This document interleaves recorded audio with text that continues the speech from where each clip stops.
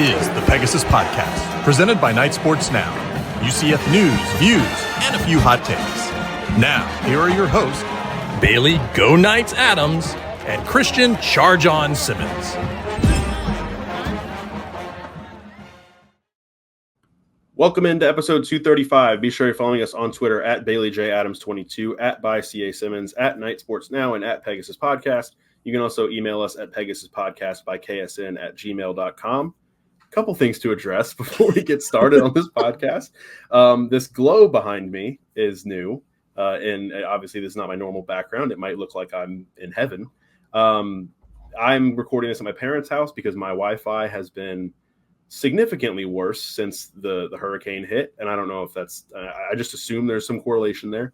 And we've been having some internet issues on the podcast for the last few weeks, and it's been annoying.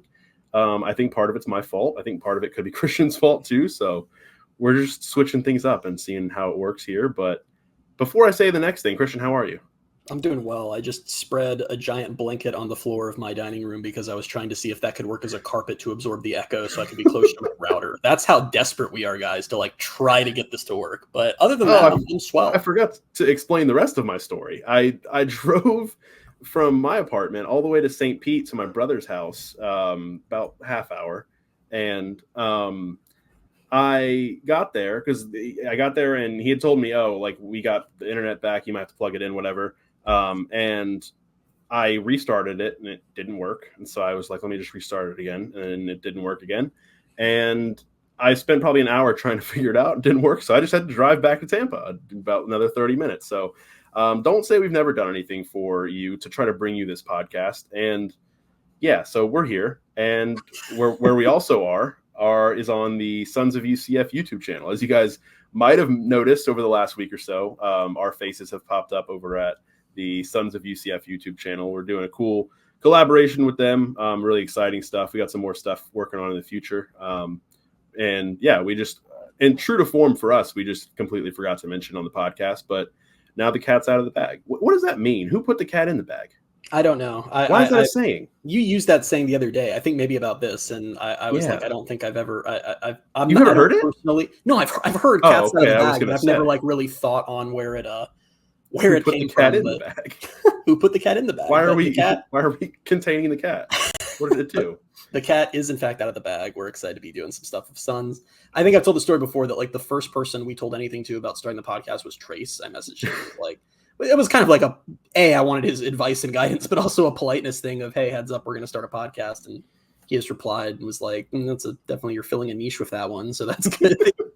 Trying that out. But yeah, we're excited to see how this goes. We're in, as you can see, we've got our nice little video background now that we've been using. There are still some kinks we're working out. Like, for example, about 2 minutes ago, we have a chat over here we can use. And I sent Bailey a message and you nodded on camera after reading it.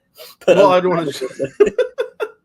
I didn't think you were going to bring anyone's attention to that. I thought people would just be like, oh yeah, he's just nodding about his own story. But one of my favorite things about it did not look like that at all. You're in the middle of talking and you just go, like that, like you were checking something off a list. I think one of my favorite things about our podcast is that we're determined to call out all of our greatest flaws, and we just have to keep that going at all costs. And it is right on schedule. Like anytime I do anything that I'm like, all right, we can probably just move past this, you have to stop everything. And you're just like, let me just ruin this for him. I think that was an important note to make. Was I said we like to do? It's really just me. Yeah, we've had issues before where you're like, oh, I'm gonna have to cut that, and I'm like, no, we can just power through, and you're like, no, we got to cut it, and I'm like, dude, we were fine. We had to cut some bad stuff in the past. Oh no, yeah, I'm not saying all the time. I'm just saying there's been other times where it's like, oh, I probably gonna have to cut that out, and I was like, no, I think you're good, and then you're just like, no, let's wait. I'm not going to obviously get into things we've cut because we cut them for a reason, but I think you can find that out on, what is it, Sons Plus that they always talk about? We're going to do Pegasus Podcast Plus, where we just post everything we cut. But I think the worst thing we ever had to cut, it was 2 years ago now, was I accidentally made a very in poor taste joke about astronauts that I didn't even mean to make. And to this day, it is the most ridiculous thing I've ever have audio of myself saying and had to cut out of a podcast. But that's my favorite thing. We do what we have to do. Did you end up cutting that? I absolutely cut that. That was not staying in the podcast. Yeah. All right. Well, this has been our normal back and forth banter to start the podcast. Subscribe to Pegasus Podcast Plus. Give us $35 a month, and we will tell you what the astronaut joke was. Yeah, take all the money that you're giving to the kingdom and give it to us. We will do better with it than the kingdom is doing. We will. Which brings us to Saturday's game. UCF's lost 4 in a row. I meant to look this up, but again, I've been driving back and forth between Tampa and St. Pete today. I think the 5-game losing streak last year, and the 4-game and potentially 5-game losing streak that could, continue on Saturday, they might be the same exact weeks of the year. It feels like it. It feels very close together. They snapped the losing streak last year on the first weekend in November. Okay, so last year's losing streak for UCF was September 30th was the first game, I think. No, they lost to Kansas State. September 23rd to October 28th was the losing streak. And this year, so far, it is September 28th to October 19th. Potentially October 26th, I think it is. So it is quite literally it's the same week. It's pretty in lockstep. That's great, man. I love that. Yeah. So can I drop a stat that I tweeted? Yeah, well, let me tell you how I'm feeling. Because this stat didn't get a lot of reaction when I tweeted it, which made me feel bad. But it's because there's nothing good or happy about it. I was texting you about this, and I think you were kind of over it because I wouldn't stop. That I was really curious, how often do other Big 12 teams have losing streaks like this? Because this is obviously, last year's was completely uncharted territory for UCF, and it has unfortunately been well charted since we're now back here this year. And I was just curious, how common is this? And what I looked up was, I just want to know how many Big 12 teams have had a 5-game losing streak at some point recently. And I was shocked to learn that 9 of the 16 teams in this conference have lost 5 in a row at some point just since 2022. More than half of the teams have done this at some point just since 2022. And that half of them have lost 5 in a row dating back to just last season. So I didn't tweet that to make people feel better that UCF is in this predicament. I tweeted it more as a warning of what's to come, because apparently this is just going to happen regularly. Yeah, why? I don't understand. I guess it's just that much parity in the conference, but the fact that it's is everybody just equally bad? Not equally good, but equally bad, because that's crazy to me. That I think obviously that there's a lot of competition in this conference, but for it to be that recent, for everyone to have 5-game losing streaks, it doesn't make me feel good either. The teams that have done it since 2023 are UCF, Colorado, Cincinnati, BYU, Baylor, Arizona State, Kansas, and Houston. I don't think that that's not the group of teams within this conference. Maybe I guess outside of what BYU is doing right now, but that's not the Colorado group of teams. And Cincinnati. Yeah, they've all climbed out of it, to be honest. I still don't want to be in Arizona State. Arizona State's 5-2. I still don't want to be in the same group as Arizona State and Cincinnati. Colorado and BYU are probably the exception now, but it just feels like it's. What did you tweet? Was it before? It was before the Iowa State game, right? Where you're we're coming up on a month since UCF's last win. Yeah, let me just for the record say I will absolutely take Bailey's dog barking over the internet problems. We're making sacrifices at this point, but yeah, it's crazy. We are literally. The last. What really did it for me was someone posted a video of the frog whatever video that UCF posted after they beat TCU, and I was just so shocked to realize that is still their most recent win, was our TCU trip. And I don't know. It's just weird to be here. And I do understand part of it is that, especially over the last decade when UCF was really finding their groove, it just wasn't, losing on its own became kind of rare, and losing streaks were non-existent. And it's weird to be in this boat now where, and listen, I'm here to tell you, 5-game losing streaks every season are not even remotely acceptable. And I'm not here to say we should be okay with this because it happens with other Big 12 programs, but I was just more trying to put that out there to show that this is a new era. And I do think we just need to I do think part of the reason this has been so hard is not just because UCF's struggling, but because we are so not used to having to deal with this, of having to deal with multiple weeks in a row without a win. I'm trying to think before 2021. Well, no. Yeah, did they lose back-to-back games in 2020 at any point? In 2020? Yeah, they lost, I think East Carolina and Tulsa were back-to-back, weren't they? They beat East Carolina in 2020, though. You're so right. What am I thinking? Memphis and Tulsa was what I was those were back-to-back? Okay. Yeah. So, okay, but again, I guess then before 2020. 2016. 2016 would have been their last back-to-back losses. So, it's just, even losing 2 straight felt weird, for a little bit. And now it's, to have just chunks of the calendar year where you're not winning a game, where you're playing games and not winning them, it just it doesn't feel like. And you and I talk about this on a personal level. We look forward to college football so much and to UCF's football season so much, And to get here and have to go through these stretches of the season without seeing wins, it's like we waited all year for this, and this is what we're getting. It's really difficult. And I don't really necessarily know what I'd be really curious to just dive more into this. And because I do think, like I said, I don't want anyone to listen to this and come away saying Bailey and Christian say it's okay to lose 5 in a row, 2 years in a row. Because it's not. Oh, no. Hasn't changed. This research has not changed anything about how I feel about where the staff is at or where the program is at. They're moving in the wrong direction as all the other teams in similar situations are ascending. But it does speak to a larger point of the fan base tends to get despondent pretty quickly. And the evidence I back for that is that Colorado was literally the first loss, and the fan base was done after that Colorado loss. And I do think that once there's probably a new staff and UCF has moved back to being more successful in this conference, I do think we need to keep in mind that like the best years in the Big 12 are probably still going to be 3-loss seasons. I think it's just got to be that most, if not all of the time, there are going to be periods of losing. And that's just something that UCF has to grapple with a little bit. And I don't know if you, not to ramble, sorry, but I don't know if you, I'm doing the thing where I just have a conversation myself and you can just hang out over there. I always find it funny when you do that, because you're like, not to ramble, or like not to talk on my own podcast, but like I'm just like, it's fine. If you have points to make the points. I also want to point out to everyone, like I already said, I'm in this different room and it looks like I'm in heaven. It's like these are sheer curtains behind me, and this is like the weirdest visual ever, because it's just like it's 5:32, so the sun's like beginning to do its thing, and I just am looking at myself and I'm like, this looks horrible, but whatever. This is why I love this podcast, because it's like, here we are, we're like, we're collaborating with Suns, we're on their YouTube channel, and it's the podcast where technical difficulties, none so far, so we're holding out hope. Sun setting behind you, dog barking, me putting a blanket on the floor to try to lessen an echo. It's been a lot. But the one thing that I did want to say before that we got too off topic was, they're going to lose more now, but is that offset anyway in that you have the opportunity for way cooler wins in the regular season? Like, you're going to drop games, but like the wins are going to be much better, Probably. Well, to an extent, I guess. Like, I don't know. Because I was thinking about this earlier, and we'll get on to, like, we'll preview the BYU game. I was thinking, like, as bad as it's all been, and as bleak as everything feels, especially including like the bowl streak and all that stuff, like, if they beat BYU, it doesn't change anything about like the way I feel about the staff. It doesn't change the way I feel about the season, and it doesn't really make up for the fact that they haven't won a game since our trip to TCU a month and a half ago. But it would be very cool. It would be a top 15 win. It would, I guess I'm rolling right into the preview of as far as what's at stake. Winning this game would, I think, put bowl eligibility back on the table. And I don't really want to have the conversation again about like what does making a bowl game really matter at this point. I guess like that's just the lone goal that you can have left.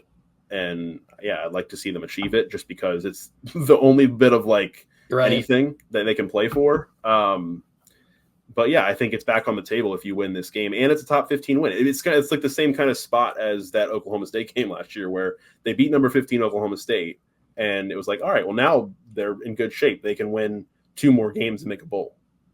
Right. Yeah. And honestly, it's weird because the path to a bowl is thin if they drop this one. Listen, the most likely thing that's going to happen is they're going to drop this one. I know they just played very well at a top 10 team. And I do think the Big 12 is the conference where, like, BYU's record scares me. Their ranking doesn't scare me. I know that everyone in this conference is very close together, from the teams that are ranked out around the top 10 to the teams that are having good years. So it's not like I think this is some insurmountable mountain to climb, like if they were playing Georgia or something. But it still is just, you'd lose this game and suddenly you basically have like 3 relatively winnable games left. You would basically need to sweep West Virginia and Utah and Arizona. You need all 3 of those then. And that's doable. All 3 of them are having down years and struggling, but so is UCF, so those aren't guaranteed to be 3 wins, and you really, really feel a lot better about that if you can grab this one. I mean, 4-4 feels manageable as far as getting to a bowl. Just find 2 more. 3 and 5 your last feels, 4 games. You're in a hole when you're going to this slate you have left, and you can only drop 2 more games with road games at West Virginia, at Arizona State still on the schedule. That's not an ideal spot to be in. And all right, I guess we're in the portion where we're previewing the game now, right? Because I have another thing to say about this game. Okay, that just kind of naturally happened. But you said something that just made me think of another point I wanted to make, which is, they still have those road games left, and it's like this game being back home, like it's got to start mattering again that you're playing in the bounce house. Yes, I mean, we talked about that with was it Colorado or Cincinnati? I think it was even more so both, but I think by Cincinnati it was like, give me a break, Yeah, and it's got to start mattering. Like, that home field advantage, and it's not the fans' fault. Like the fans have been showing up, and it's been great. But you've got to start winning games at home again. And like even that year, 2021, Gus's first year, there are all the injuries, all of that, and they were winning some games in like some ugly ways. They were undefeated at home that year. Right. And I think that's part of what made that year feel like such a good coaching job and such a success with all the injuries. It's like they won 9 games. They beat Florida at the end of the year, and they didn't lose a game at home. And it's kind of gone downhill slowly but surely after that, because I think the first one was the first home loss. It would have been 2022, and they lost. It was Louisville. Yeah. Yeah. And then they also lost to Navy at home that year. So it's like, but even then, they still went 5-2 at home that year. Last year, I think they went 4-2. They went 4-2 at home last year. It didn't feel like it wasn't as dominant as it had been before, but it was still it still felt like a strong home advantage. That it's going to be tough to play. I mean, we are more than halfway through the 2024 season, and UCF has yet to beat a legitimate opponent in the Bounce House. And one of those has been a just utter blowout loss, worst home loss in 9 years. So it's just, and it's like you said, it's frustrating. I know that people differ on how much home field advantage matters. I think the stats bear out. It tends to matter a lot in college football, but I'm not sitting here to have a conversation of, wow, the Bounce House's atmosphere has really fallen off, because it has absolutely not. The Colorado and Cincinnati crowds have been as good as anything we've seen from UCF fans over the last decade. And I just think a crowd is probably good for what? Maybe like a really good crowd is good for maybe at most like a 3-point swing in a game. Like you maybe cause some penalties, you rattle a team a little bit. This UCF team is just too bad to overcome the opponents they've been facing at home. Yeah, they're not going to take advantage of that. Exactly. And man, you actually made like a good point there, because I said that like you don't usually make good points. You actually made a great point. I think normally, and I thought I heard this somewhere, and I've just been running with it for years now. I don't even know if it's true, but I think in terms of Vegas setting lines, I think they usually give the home team like 2 points. I've heard 2 or 3 points. Yeah. So yeah, I think you're spot on with that. And the line right now is what? I think it was a UCF opened as +1, I think. And I don't know. Like I think there's something to that. Being back at home, it should be a great crowd. Homecoming. Well, actually, I say it should be a great crowd. A lot of people were saying they're not going to go. People do talk there, but the student allotment sold out. I believe I saw today. It's homecoming. A lot of people come back for homecoming. It'll be a good crowd. I'm expecting a good crowd, and I think BYU fans will help. But yeah, I do think that you're right, because I've seen a lot of stuff on. I don't mean to offend anybody, because I'm sure some of you are listeners, but like, I'm going to be honest with you. When you tweet, I'm not going to the game on Saturday because I'm mad.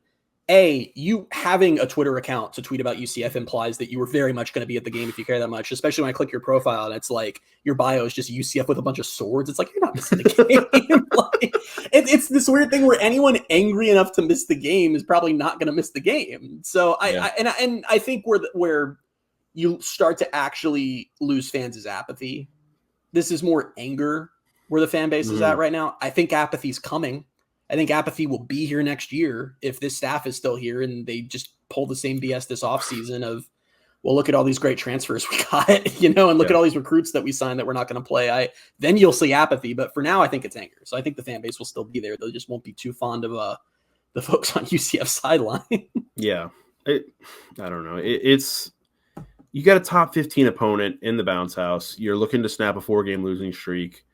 I don't believe, and that's the thing that Gus is kind of, it's not he's done it on purpose, but the thing that will hurt Gus and that he's kind of worked against himself at this point is that he now has that expectation from the fan base where it's like, yeah, he's just going to win one game that he's not supposed to win all year. So if UCF beats number 11 BYU and BYU is their first loss of the season, people will just be, it's not going to move them. Like, people will love it. It'll be great. UCF win a game, but they're going to be like, oh, that was the Gus spot. Like, that was going to happen. And it's not going to give him that much good. It's not going to earn goodwill back because of it. So I have a bit of a confession to make. I've said on this podcast, we had a whole conversation about it. You just repeated some of it about how a bowl game doesn't really mean anything at this point, and what's the difference between 5-7 and 6-6. That totally remains correct, particularly when you're talking about the trajectory of the program. Nothing is going to be different about next year or the coming years if they go to a bowl. It's just kind of prolonging this. But I've sort of sat with the thought of it being December and there not being a UCF bowl game to look forward to for the first time since I was a freshman in college.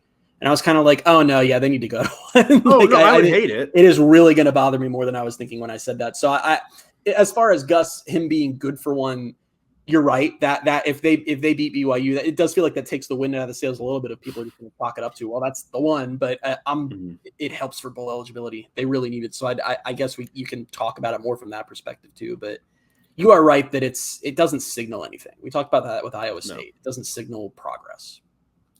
And the thing is, we talked about this losing streak, and you said it on the post-game podcast the other day, like the fact that we made this big deal about the 5-game losing streak last year. And then now if they lose on Saturday, you can start to say, well, which 5-game losing streak are you talking about?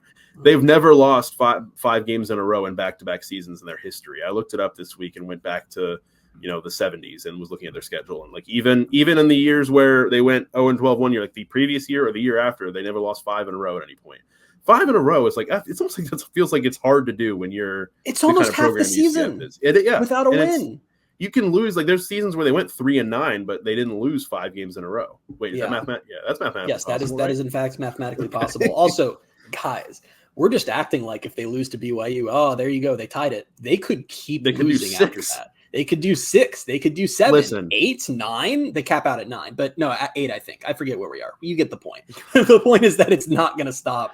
It's not going to necessarily stop just because they tied 5. I mean, I think that's part of it too. Is even if they go on and lose more down the season, it's just these streaks are just horrible. You just ask your fan base to sit there through loss after loss after loss with no moments to celebrate. There's been nothing to celebrate for a month and a half now. And we don't need to get into this now because it's a conversation for next week. But the last thing that Gus can do to really basically kill everyone in the fan base is lose the space game next week. So if they lose 5 in a row, I mean, there's already pressure. There's already going to be pressure. But if they lose 5 in a row, they better not make it 6 because losing a space game is the final straw if anyone is not down to the final straw yet.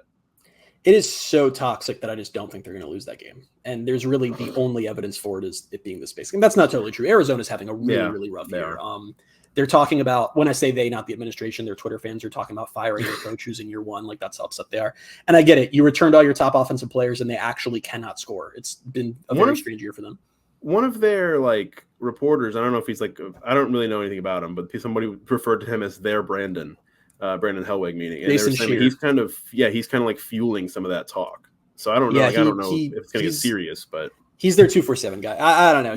He's got a big Twitter brand, but he's had some interesting takes in the past. So I don't know. But okay. The point being that it feels like divine intervention that Arizona was supposed to be great, and the football universe said, actually, that's the space game for UCF, and they're pretty bad. So we got to tank this team they're going to play to make sure they can still win that game. But I do agree with you. I don't even know what a post-space game pod where they lost looks like. And you know why that would really suck is because I always want to talk about the uniforms for 10 to 15 minutes. Guys, I got to tell you, I usually tweet about the uniforms a lot, obviously, and I have so many tweets in my drafts right now because, I want to talk about them. I want to talk about how good gold, white, black looked. But I know if I post that, everyone's going to be so shut up, uniform man. Yes, shut up, uniform man. Everyone reply will be like, oh, why can't they find a win? No one cares. Shut the hell up. And I just that's joy I've lost from the season too, because I love talking about the uniforms and no one wants to talk about them because the team is terrible. UCF is so bad that Christian is scared to tweet about uniforms because everyone's just going to light him up. I am, man. All the way back to I've learned about you guys because all the way back in 2020 when UCF did the uniform bracket because nothing was going on during COVID, and it was let's vote and select the best uniform combo ever. I was lucky enough to help seed that bracket, and I watched you all just pick every combo they wanted. That was the entire. It was there were great things they wore, and if they lost the game, it was no. And that literally it just became a bracket. It actually became a bracket of pick UCF's best win was what happened. So I just listen. I'm on to you guys. We're getting off the rails here, and we'll get back on in a second, but. This is just it reminded me of something. It triggered my brain because I just actually wrote, and it'll be on pewterreport.com later.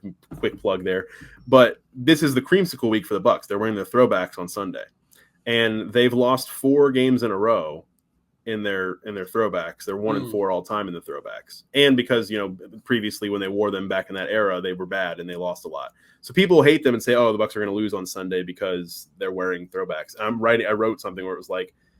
I don't buy it. That's not how this works. They don't lose games. I say they're going to lose the game if they're the worst team or if they make mistakes. It's not because they're wearing these uniforms. So, yeah, it's a funny thing that people do with that. But that being said, UCF's lost 3 straight wearing gold, white, black now.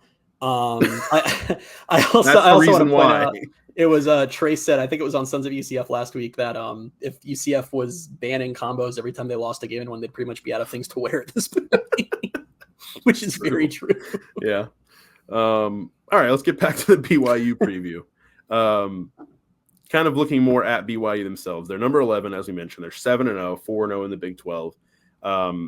Their schedule so far has been a 41-13 win over Southern Illinois, an 18-15 win at SMU, which at the time I was like, well, that was unimpressive. They barely beat SMU. We joked about that being two dumb teams playing each other. Didn't realize that was a battle of heavyweights. Yeah. They beat Wyoming 34-14. Then their big win, I think what kind of put them on the map, was a 38-9 win against number 13 Kansas State. Just absolutely dismantled them. Then a 34-28 win at Baylor, a 41-19 win against Arizona, and a 38-35 win against Oklahoma State last week, which they escaped. They almost actually lost that one. Yeah. Which we'll talk further about why they almost lost that one and why it could give UCF a glimmer of hope. Yeah. But this is a good team. Like that's very good team. Very good. And this is in the 12-team era. This is very seriously a potential playoff team that's coming into the bounce house here. And how weird is that? I love it, man.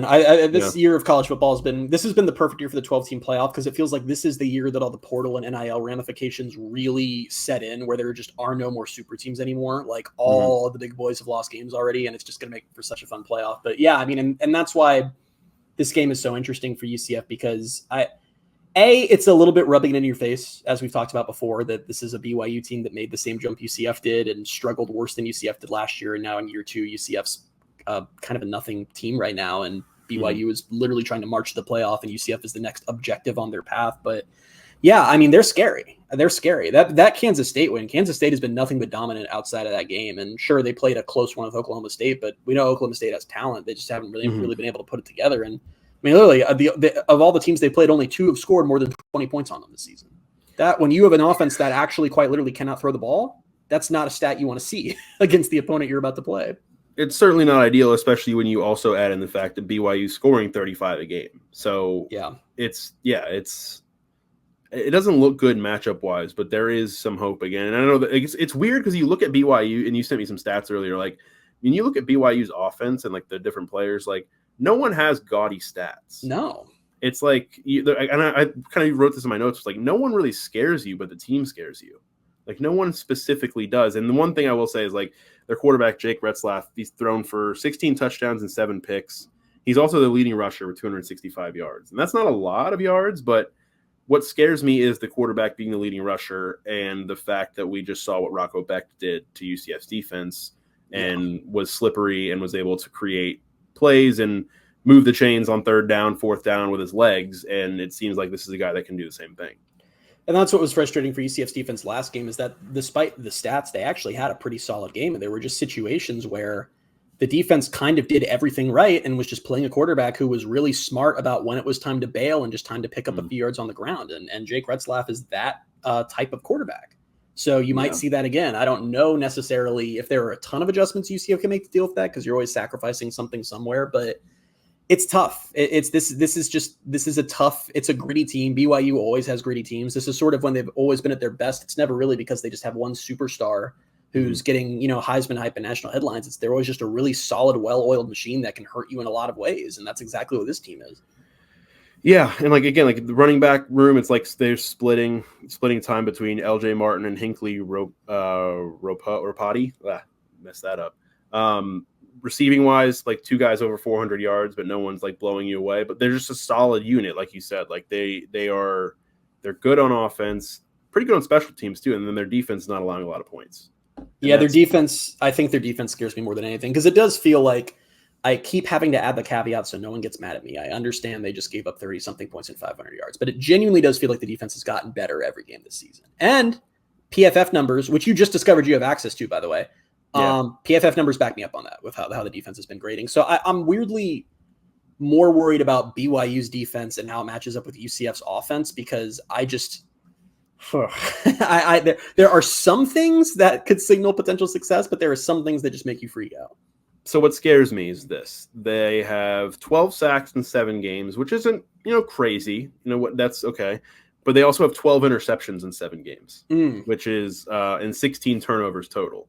So, yeah, Don't worry. They force turnovers, and in the passing game especially. And you worry about that with Ja'Cory Brown. And, which I guess we should say also that Gus said I think for the rest of the season, Ja'Kurri is a starter, which surprises me that he says that. He would even. I think people ran. I don't know. He was asked, "Is Ja'Kurri the guy? Will he be the guy for the rest of the season?" And Gus said, "Yeah, he's our starter." Gus didn't say the words, "Yes, he's going to start the rest of the season." Yeah, so that sounds more right. But yeah, I mean, I don't think that's a surprise to anybody. What I'm more curious about is, we knew Ja'Kurri's going to be the starter. I'm curious about if we do end up seeing EJ again. Let's not forget that Gus announced on the radio they're going to do a 2 QB system, and then EJ didn't play against Iowa State, which I didn't hate. There was one snap, right?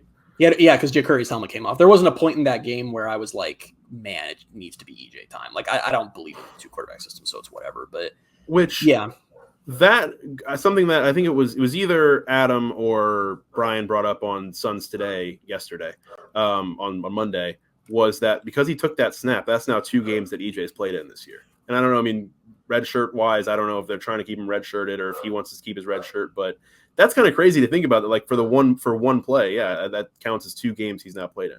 And is that a situation where you just couldn't have had KJ running? Yeah. I don't get it. It was literally just to burn a play. I think it was, again, one of them, Adam or Brian brought up the point that they said that, I don't even remember the situation.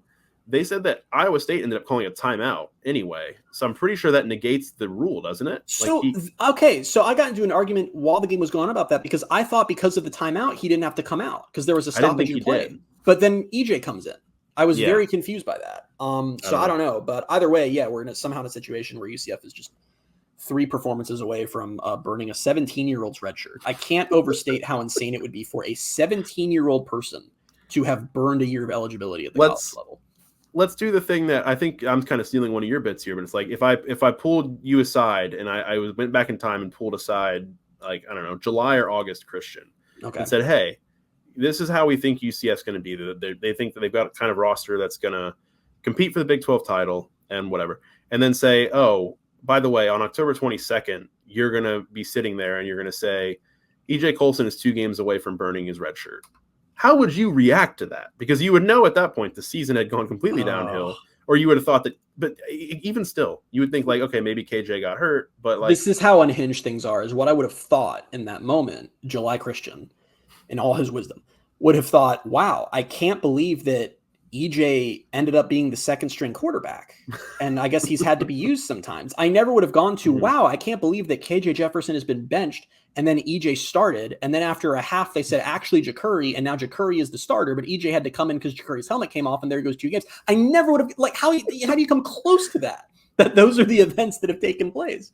I don't even, I kind of, the bad thing is that we have a podcast because I'm running out of words about this season. Like, it's just like, can I say a very quick tangent rant that has nothing to do with the BYU preview, so we'll just do it, and then we'll get back on track.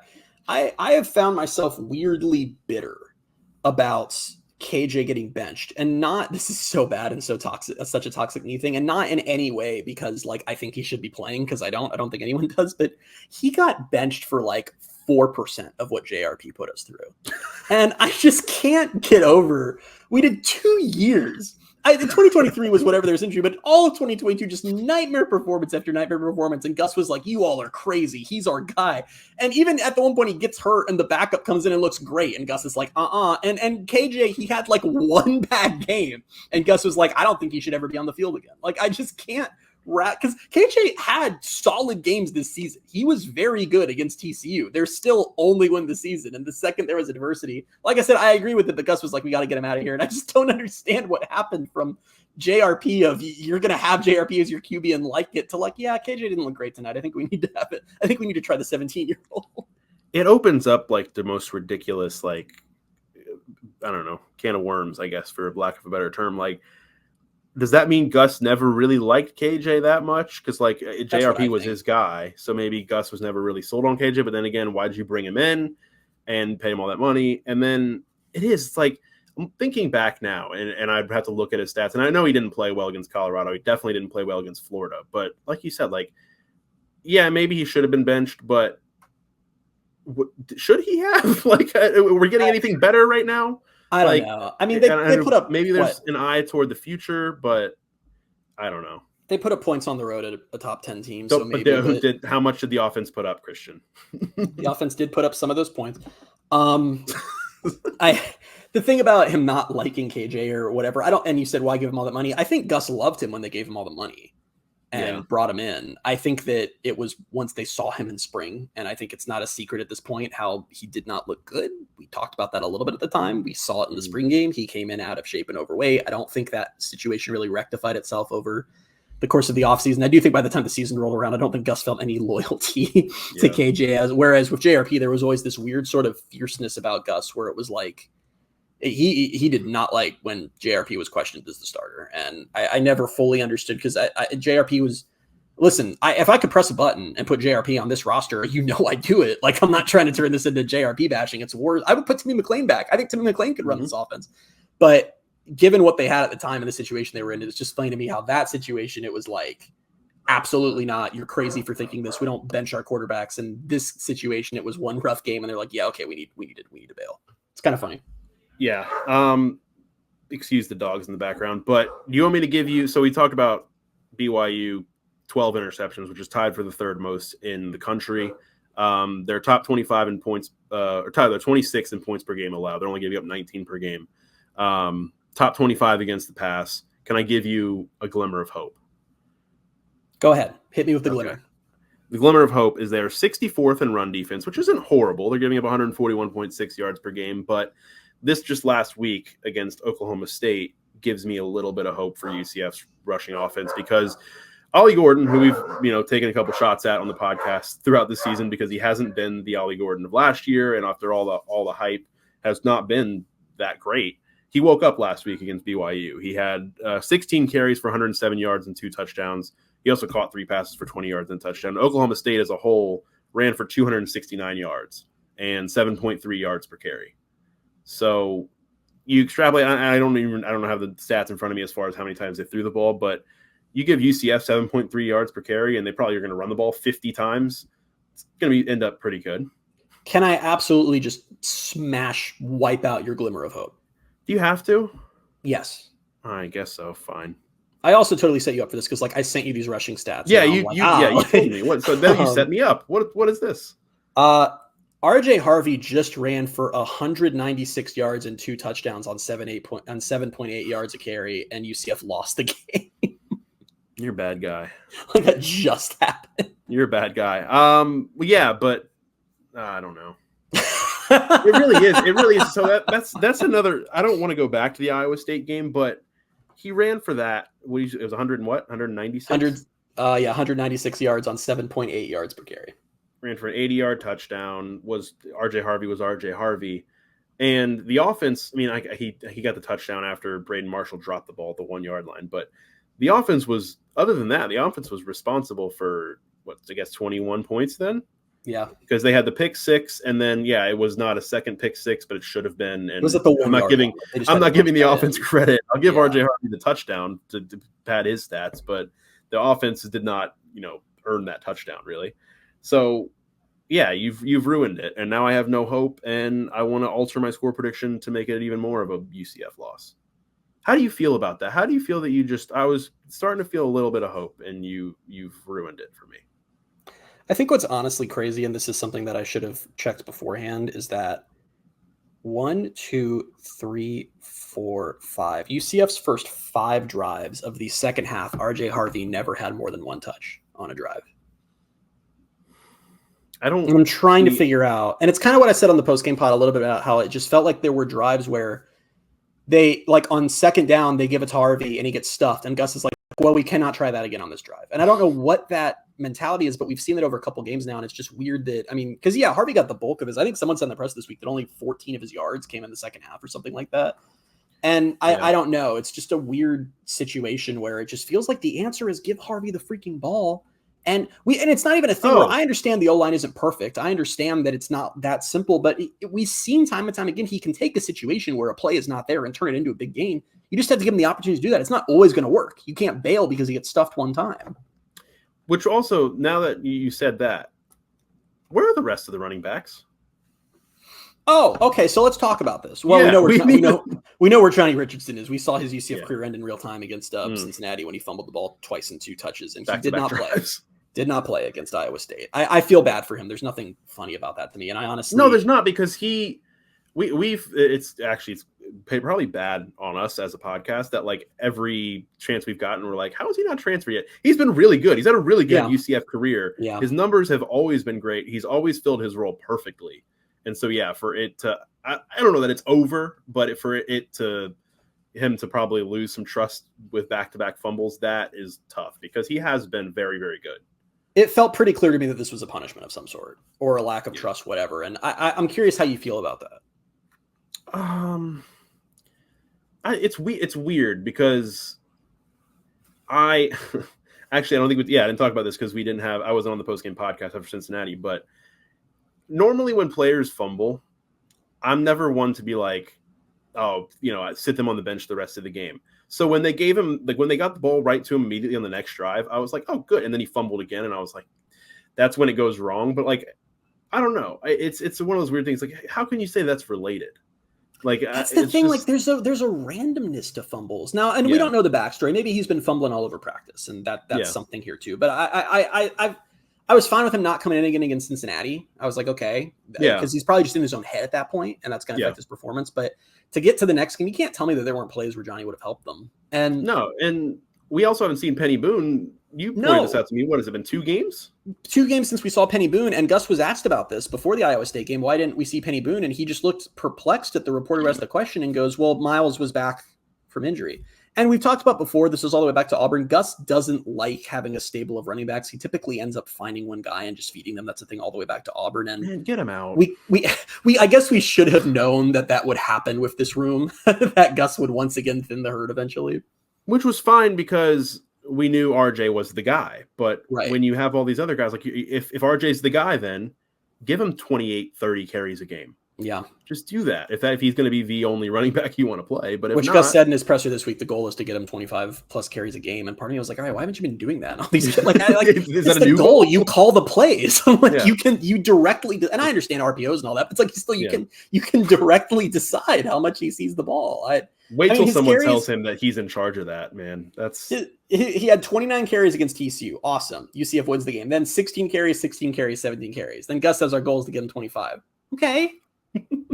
I mean, I kind of get that. It's like when I say my goal is to lose weight, then I go get McDonald's for dinner. Like, I understand. Like, sometimes things happen, but I just feel like that's just a strange thing to say. That hit me real hard just now. Yeah, but it's like, hey, man, you're in charge of this. Like, if only I could do something about this. Guess what? You can. I just had this mental image of you to Gus just going, hey, man, you're in charge of this. And that voice, and him being like, wait. Him looking as perplexed at me as he was when somebody asked about Penny Boone. That's what we'd get. Can I drop a thing that I'd sort of forgotten about that we're so off? Like, we basically have not previewed this game. We're just kind of we have. No, we're deep into the preview. Yeah, we're good. My favorite recurring bit. It's not even recurring at this point. It's like just a constant thing you do is instead of just saying your next point, you ask me if you can give me the point. I'm just like, I would love for you to. Imagine one time I'm gonna be like, no. Actually, I kind of did that earlier when you said, can I destroy your glimmer of hope? And I said, do you have to? But go ahead. I wanted to bring up a very light fear I had in the offseason that I sort of forgot about until you and I were having a conversation this week via text. And we were talking about just the lack of anything with the wide receivers and sort of how that's come about. I kind of forgot about how they hired Tim Harris to be the wide receivers coach, and he has like no experience coaching wide receivers, except for like a very brief stint when he was very young, and is really a running backs coach. And I forgot that like to make the staff work and bring him back, they just had to do that. And I'm not here to say, guys, it's Tim Harris's fault. There's no depth at wide receiver. But, like, are we really believing that he knows the tips and tricks and whatever necessary to elevate what they have there? I don't know. Just one of those random things that we were briefly known in the offseason that I felt like we should call out. Yeah, I mean, it is something I forgot about. But I also just think that there's nothing really there outside of Kobe Hudson, which is – yeah. I mean, that's also a direct reflection of Gus and the staff and everything. It's like – two off seasons in a row now, you've gone out to address the wide receiver position, and it has not worked. It worked so well when they grabbed Kobe Hudson and Javon Baker out of the portal, but nothing after that has helped. And it is like, I think it was early on in the season, people were kind of talking about it, and I was like, I don't know, I haven't really paid attention enough like to that specific thing to know if you're right. But the whole idea of like, oh, the receivers aren't getting separation, that's why KJ is struggling. Like, I think there's a lot now that I've paid attention to it more. Yeah, these receivers are not getting open. No, and like I said, what's the situation you're in now with Jacurri, who you're kind of stuck with at this point, you have to roll with, and he's good with what he does on the ground, is you're in a situation where you have receivers who cannot get open, actually straight up cannot get open, aren't overly athletic, can't make big plays. Like, these aren't even receivers that you'd feel comfortable throwing a 50-50 ball to. And you're pairing that with a quarterback who struggles to make very basic throws, who has badly messed up just basic screen throws and things like that. And when you pair those two things, where is the passing game ever going to come from? You're muted. That's right. Sorry, the dog was barking. And I looked down as I was going to respond to you. And that's what bothers me and will continue to bother me until this staff is, I guess, gone or whatever happens, is I'm not expecting the passing game to get better necessarily at any point. Like, I'm just not, because it doesn't seem like it matters to Gus. Like, it's just like, can my quarterback run? And Jacurri did that really well on Saturday night. And and again, it's for this offense, and this is going to be me just kind of accepting what we're given here, is like, he doesn't have to do that much through the air. He just needs to do more than what he did on Saturday night. It needs to be like that play for Harvey, where Harvey is open, he hits it. It needs to be like that play against Cincinnati, where they're backed up in their end zone. And I think it was Jacoby Jones, Javarius Johnson. It was Javarius Johnson is open, you hit him. And both of those, he just sailed it well over their head on a basic throw. And it's a bad combo. There's no. It's funny. Steve Hellick from Underdog Dynasty tweeted something along the lines of, during the Iowa State game, he said, "I'm only 20% joking when I say UCF should just go triple option." And I understand that you can't like do that midseason, but like, you look at this team, I'm like, they could win some games going triple option. Like, they've got athletes, they can make that work. Yeah. I mean, I said that. I don't know if it was the post game podcast on Saturday. I was like, at this point, they're looking like they're running the Service Academy offenses, because you look at the stats and it's like, yeah. They threw for 62 yards and ran for, was it 350 or something like that? Yeah. That's what it looks like, and that's just the style. Like, it goes back to what we talked about last week about Gus and his offense, and the fact that, like, oh, he was so innovative and had all this creativity to it in the early 2010s, and the fact that there was no follow up to it. It's just the same thing that he was running at Shiloh Christian. It's a tough time, and I don't know. We'll see what happens. I'm not feeling super confident about this game, in part because of what we just talked about. If you're BYU, what is your motivation to even sort of respect UCF's passing game? You'll make sure Kobe's covered, and that's basically your game plan. And just, they might hit a throw here and there. That's fine. You can let that happen. Just focus on the run, and they're not going to score. So should be a fun Saturday. Yeah, honestly, and this is settling back into what I said on Saturday, where I was watching that Iowa State game, and I was kind of just like, yeah, I mean, they're going to lose. It's fine. Like, I'm going into this Saturday going, they're going to lose, and channeling my inner Neil Brown, I'm like, hopefully I just have fun. Like, I know it's not going to be fun to watch them lose this game, but the weekend around it, getting to see, like I said it on the podcast, like, I have not been to Orlando since week 1. Just circumstances have been bad. Yeah. I was sick for the Colorado game, and then the hurricane happened. And so it's like, I'm just glad to be getting back to that. I'm not like, it'll be all great up until 3:30 on Saturday afternoon. And then we'll do a post-game podcast, and I'll be mad. I am more excited to see and hang out with you than I am to watch UCF play the football game. Like, that to me is like, when I think about the weekend, it's like, what's going on? I'm like, oh, I'm seeing Bailey. Like, there's no like, oh, there's going to be a football game. But... And I texted you earlier, and I'm like, well, I just realized there's back-to-back home games. I'm going to be in Orlando back-to-back weekends. And I got excited about that. And I was like, right? Oh, it's a shame that I have to watch UCF play football, though, when I'm there. Now that we've had this doom and gloom pod, they're absolutely going to go win the game. And I'll have to do a post-game pod. I said that. Like, oh, yeah, Jacurri threw for 300 yards. Who saw that coming? I would love it. I said it all on last screens. week. I said it last week when we did the whole Gus has not changed since 2020 when he was fired. And I was like, watch, they're going to go out and beat Iowa State now after we just, torched them for an hour. And they almost did. They almost did. So they could go out and win this game. Again, it will be the Gus special, and I hope so. But do you want to do a score prediction, and then we'll just move on? 35-17, Brigham Young. I have BYU 34-24. So, I'm old enough to remember when BYU came to the bounce house and lost in overtime. I remember that game. I was watching that game. I was 17. Yeah. I was watching too. I was in the stands. What was it? So my first ever Instagram post, I took a blurry photo of the scoreboard and said overtime with an exclamation point. It's not creative as a 17-year-old. What was the they did like a what's it called? Like a marketing thing for that game. Did they? I don't remember that. Yeah, where they were like to get a bigger crowd. It was like that's how it was back then. Like I'm trying to forget. It was some playing creative BYU name. was a big deal. I mean, yeah, no, it was some creative name. It was like I don't know if it was like U+2 or something like that, or I don't know if that rings any bells for you. But anyway, I'll figure it out probably after the podcast, and it won't matter anymore. But I'm gonna now go find it because it's gonna bother me otherwise. I'm trying to find it right now, and I can't find anything. Well, I wish I could give you more than I think it was just like some creative name as like you and other people bring people to the game, basically. Yeah, that was the promotion. It's like we're running a cool new thing called "Bring People to the Game." It was a promotion, but it was like a push because it was ESPN game, wasn't it, or ESPN2 on a Thursday night? God, I don't remember this. The game came just days after O'Leary publicly said he'd change quarterbacks if the offense didn't look good. It was a different time back then. It was, yeah. It was a better time. UCF won games. Yeah. Hopefully they win a game on Saturday, but I'm not holding my breath. Football news. Kalia Davis intercepted Patrick Mahomes. Thought that was awesome. Pretty cool. Cool. Very cool. I always loved Kalia Davis. It was like another one of those what ifs for UCF because like the injuries, but yeah, he was always great. Speaking of injuries, John Walker is out for the season. Gus announced on Monday. Not really a surprise to me at this point. Like it kind of as each week passed and he hadn't come back and they kept losing. I was like, what is he coming back for now at this point? Now I'm just getting worried that he might transfer. I was literally going to say my hot take is I think we've seen John Walker as a knife for the last time. He's going to have significant offers to go elsewhere, and I don't know what is enticing about this UCF situation, particularly off a season where RJ Harvey and Kobe Hudson were like enticed to stay and told like, no, come back, let's build something, and they did, and what they have helped build is another significant losing streak, and that is not on them. But I don't know what the appeal is for players to stick around at this point. Yeah. And finally, the space game, UCF Arizona next Saturday will kick off at 3:30 p.m. on FS1. I thought that was going to be an ESPN Plus game. I texted you that last week because Arizona's been struggling and UCF's been doing what they've been doing.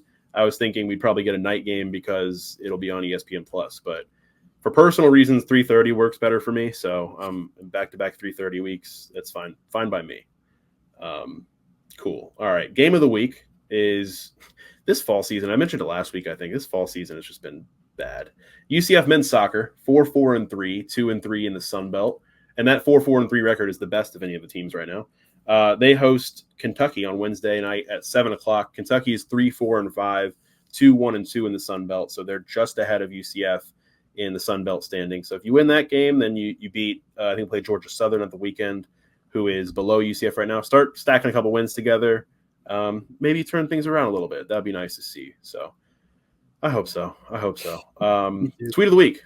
We got a big one this week, guys. If you're on UCF Twitter, you probably saw this. This was something guy named Rafa at Fiji Guy. I don't even know how to go about describing this. Do you want to read the whole thing in video form? I've been toying with whether I'm going to read the whole thing or not. I think I'm just going to read some excerpts. Rafa tweeted before the Iowa State game. He tweeted, "Together we rise. Let's rally behind our team, our coaches, and our mission. Knight Nation, it's time to show the world what UCF stands for." And he tagged like Terry Mahadra, half of UCF's admin in this. And what he posted are 4 screenshots of like what looks like this like very produced, like over the top, like letter on parchment paper type thing, and the contents of are just have to be read to be believed. And it starts with a message to Knight Nation, time to rally, that's highlighted, behind our program.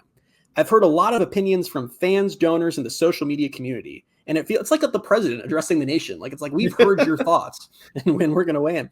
And it feels now is the time to set the record straight. Time is italicized while no other words in the sentence are, and set the record straight is in red. I don't know a lot of things going on here. Terry and Gus might be one of the best things. They can't be one of the best things. They're two different things. Terry and Gus might be one of the best things to happen to our program. In my opinion, we have one of the classiest group of coaches and staff in college sports. Terry, JD, Gus, don't rope in Dawkins on this, by the way. Terry, JD, Gus, and their families are not just committed to winning games. They're committed to building people. That's italicized. Their dedication to developing the character, highlighted, of our athletes is something we should all be incredibly proud of. UCF has always been different. We've always been about creating something new, blah, blah, blah. I'm going to skip ahead. It just goes on like this. It's basically like a love letter to Gus Malzahn and Terry Mahadra. I love this part because it's in bold for some reason. If you're only supporting the program, financially or otherwise, for wins, then you're not in it for the right reasons. And from there, it explains how we're not here to win games. We're here to make life better for the student athletes. And I think that is beautiful. I think if this guy ever watched the movie Rudy, he'd have a hell of a time. Unfortunately, nothing about what that letter includes is real life. And I do want to be a little serious about this for a second, because some fans who do not pay attention to reality, have a very foolish notion of what college football and college athletics is. What college football is a multi-billion-dollar industry that means a lot to different communities, is a huge point of pride, is a way to sell your university, but it is very much a business and an industry, and it absolutely always has been. People talk like the portal and NIL have changed things, and they have, but one thing they haven't changed is that student athlete, I don't know, getting their degrees and happiness was never the priority over winning games, and never has been. If Gus is so awesome for Knight Nation, why have players who haven't performed been run off after their freshman seasons under this staff, just like under Heupel's staff, just like under Frost's staff? Because that's what happens in college football. You can't pull it both ways, where you say, well, this staff, they're doing what's right by the players, and that's why we're not winning. That is not how the sport works. Everyone understands that players are free to go elsewhere now, and the trade-off of that has been that coaches will absolutely remove players from the roster they don't think belong there. And that's great that you think that's the way that works. That's great that you think that schools are in it to get degrees for these kids. I'm sure that's why all these universities 10 years ago, when they still couldn't pay players, started building these palaces of athletics buildings that were designed, especially in the SEC and the Big Ten, to keep athletes from ever venturing into larger campus. That was the big secret behind why they built these facilities, was to keep the athletes away from their classes, away from their professors, away from their advisors, so they could go win football games. I'm not saying any of this is right. And honestly, a lot of times it's not.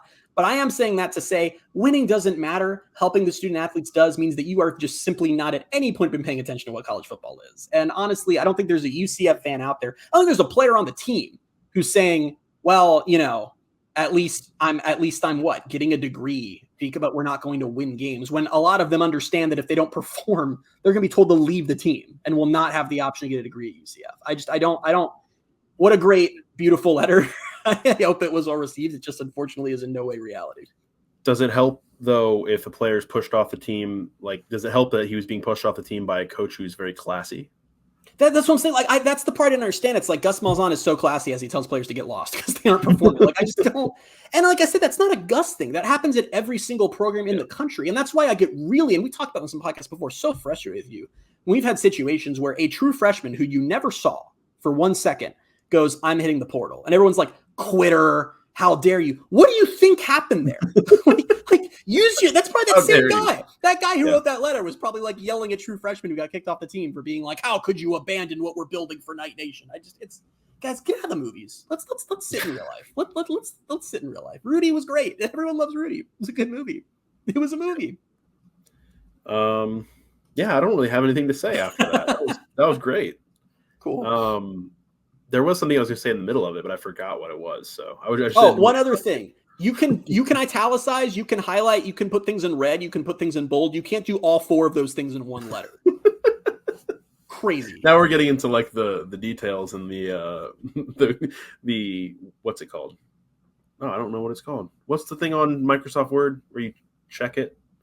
Whatever. Grammar and spelling. Spell check? Yeah, that's what it's called. My God. All right, we need to leave. It's been What's bad. the thing on Microsoft where you check spelling? Is what you said. I thought it had a name. I don't know why. I thought it had like a better name. I don't know. That's not on me. Actually, it is on me. I'm not smart. I never claimed to be smart. We've never claimed to be a smart podcast. We have at no point ever claimed that. Never have. But thank you for listening to our podcast. We appreciate it. We'll be back on Saturday with episode 236. Hopefully, after UCF plays a classy football game and outclasses BYU. Yeah, it'll be great. I'm really looking forward to actually being back in the bounce house. The game itself, I'm not really looking forward to, but being back and sitting there up until kickoff will be great. But yeah, we'll be back on Saturday night. Until then, you can find us on Twitter at BaileyJAdams22, at @ByCA Simmons, at Knight Sports Now, and at Pegasus Podcast. Thank you guys so much for being with us, and we'll talk to you on Saturday. Bye, everybody.